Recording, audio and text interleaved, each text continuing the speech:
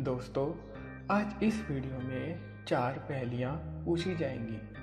हर पहेली का जवाब देने के लिए आपके पास 10 सेकंड है। जवाब के लिए अगर ज़्यादा टाइम चाहिए हो तो वीडियो को दरमियान में रोक भी सकते हैं।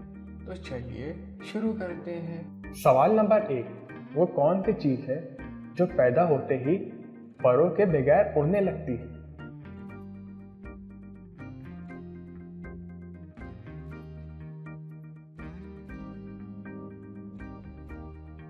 इसका जवाब है धुआं। सवाल नंबर 2, ऐसी कौन सी चीज़ है जिसको जितना फाड़ो उतनी ही आवाज आती है?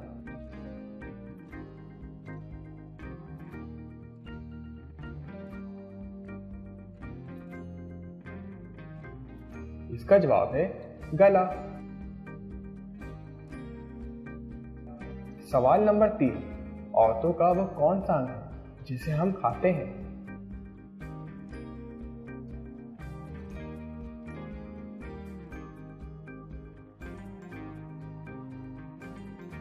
इसका जवाब है लेडी फिंगर यानी भिंडी। सवाल नंबर 4, बेल पड़ी तालाब में, फूल खिलता जाए, अजब तमाशा मैंने देखा, फूल बैल को खाए।